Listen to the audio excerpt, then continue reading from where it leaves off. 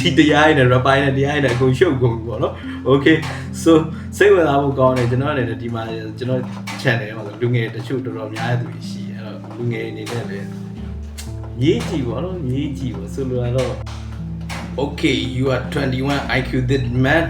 so ဒီတပတ်တော့ပေါ့နော်ကျွန်တော်အနေနဲ့ဘာပြောချင်တာလဲဘာအကြောင်းအရာလဲဆိုတော့တရားထိုင်တဲ့ပတ်သက်ယူအဲ့လိုစိတ်ဝင်စားဖို့ကောင်းတယ်ပေါ့နော်စိတ်ဝင်စားဖို့ကောင်းတယ်ဆိုတော့အဓိကတော့ကျွန်တော်လဲတရားထိုင်မှုကိုတော့စိတ်ကူးရှိရဲ့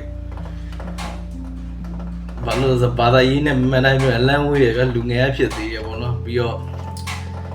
ဘယ်လိုပြောမှလဲလူငယ်အနေနဲ့တခြားစိတ်ဝင်စားစေတဲ့ຢာဒီတရားထိုင်ခြင်းနဲ့ဆိုတော့လားမှမဆိုင်ဘူးပေါ့နော်ဒါပေမဲ့ကျွန်တော်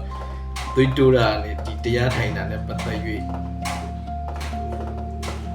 လိုပြောမလဲစိတ်ဝင်စားတဲ့အချက်လေးပေါ့နော်ဝေမျှကြတာ okay အဲ့တော့ကျွန်တော်တို့ဒီ GMI အချိန်တွေကျကျွန်တော်စပြီးစဉ်းစားမိပြီမဲ့လေဒီတရားထိုင်တာအဲ့စိတ်ဝင်စားဖို့ကောင်းတယ်ကျွန်တော်တို့ကျွန်တော်အနေနဲ့တော့ဘာသာရေး site ကလို့ပြောမှာတော့မဟုတ်ဘူးကျွန်တော်အနေနဲ့တော့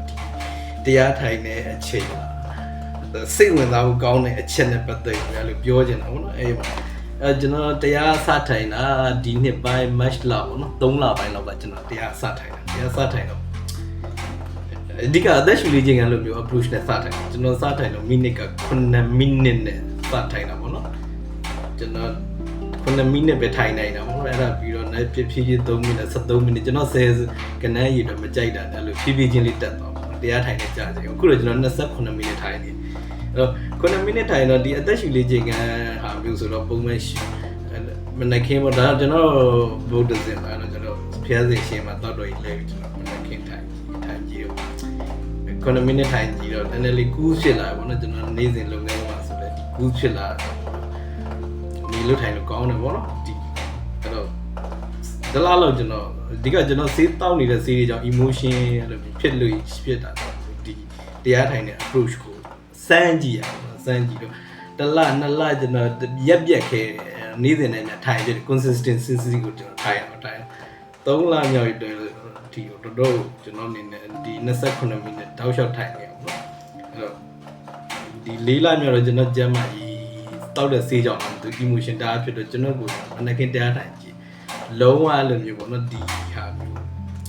ဘာမှအာရုံစူးစိုက်လို့မရတဲ့အခြေအနေမျိုးကြုံတာနဲ့ကျွန်တော်တလားလောက်တော့ပြန်နားလိုက်တယ်ဒီပိုင်းနဲ့ကျွန်တော်ပြန်ထိုင်ဖြစ်တယ်အဲ့တော့ဒီတရားထိုင်တဲ့အချိန်မှာကျွန်တော်တို့ဗမာနီးပေါ့နော်မြန်မာပြည်ရဲ့ကျွန်တော်အမျိုးဖုန်းကြီးတယောက်စီကြားဘူးတော့မြန်မာပြည်ရဲ့အဓိကထုတ်ကုန်ကတော့ဝိပဿနာဆိုနာမည်ကြီးတဲ့ approach ကတော့ဖောက်တို့ပေါ့နော်နာမည်ကြီးတယ်တခြားနီးနာတွေမိုးကုတ်တို့ဒီစွန်းလုံးကူလို့နောက်ပြီးတော့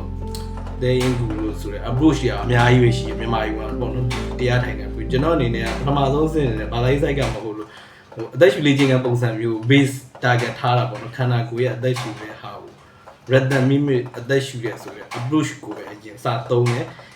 နောက်ပိုင်းထိုင်နေရင်းနဲ့ဒီအာနာပါနအဆင့်ပေါ့နော်ရှူရဲသွင်းတဲ့ဟာကိုဒီ power yes ဟာကိုလည်းနည်းနည်းစိတ်ဝင်စားတယ်ပေါ့နော်တချို့ကတော့ going က international ရဲ့နိုင်ငံသားရော going ကရဲ့ method ကိုကြိုက်ကြဆိုကျွန်တော်သိထားတယ်ဥပမာဆိုကြဆို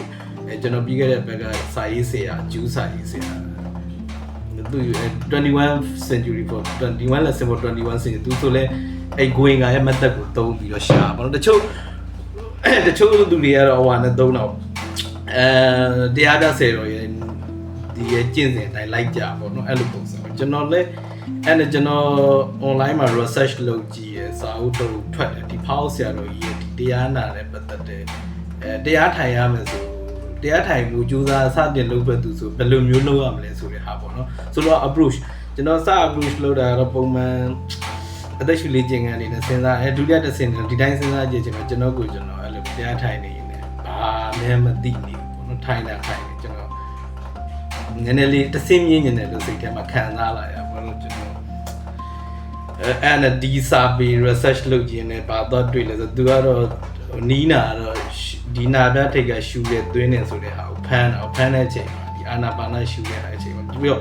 ရှူဒီဟာလေးကိုဖမ်းတာကိုကျွန်တော်တို့အဓိကအသက်ရှူရဲဆိုတဲ့ခန္ဓာသိတဲ့ဟာကိုဒီစိတ်က mind control လိုက်လို့နော် မလွယ်ဘူးဒီဟာအာယုံကပြန့်သွားကျွန်တော်တို့စိတ်ထဲမှာရောက်လာခဲ့တဲ့လူမှုရေးကိစ္စတွေမိသားစုကိစ္စတွေနေ့စဉ်အလုပ်ကိုင်ကိစ္စတွေကျွန်တော်တို့တကယ်ကိုမလွယ်ဘူးပေါ့နော်ဘယ်လိုပြောမလဲကို mind control ကိုရဖို့ဆိုတာတကယ်ကိုမလွယ်တဲ့အခြေအနေကျွန်တော်သိတယ်ပေါ့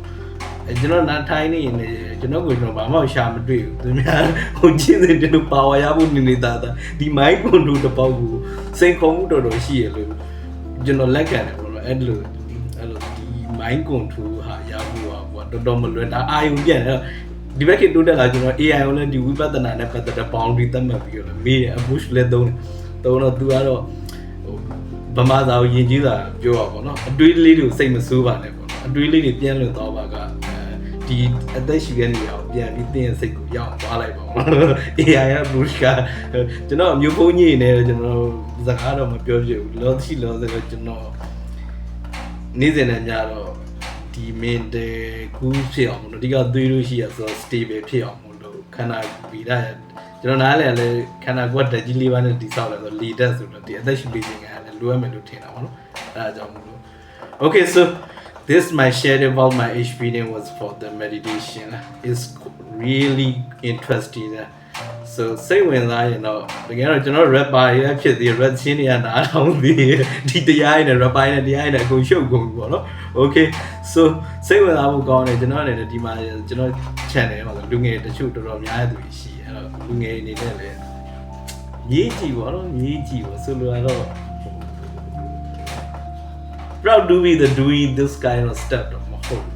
ရေးကြည့်လုပ်ကြည့် mentally ရ cool ဖြစ်တယ်လို့ကျွန်တော် live research လို့တချို့စိတ်တက်ကြတဲ့သူမျိုး depressed ဖြစ်တဲ့သူတရားထိုင်နေချင်သူကသူပြောရလို့ခံစားလာရတယ်လူလည်းတွေ့ဘူးဆိုတော့ဟိုကျွန်တော်တို့ကတော့မြူဖလာဗုဒ္ဓဘာသာဝင်နေဆိုတော့ဒီတရားထိုင်တာလည်းတော့မစိမ့်ဘူးလို့ယူဆမိရဒါပေမဲ့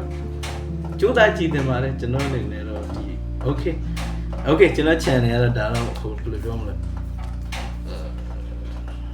ideally လောက်ကြည့်တယ်ဆိုတဲ့အကြောင်းမျိုးဝေမျှခြင်းဖြစ်ပါတယ် okay video တော့ရှည်တော့7 minutes so thank you guys muchas gracias toda la gente para watching my YouTube channel hasta luego see you in the next video guys okay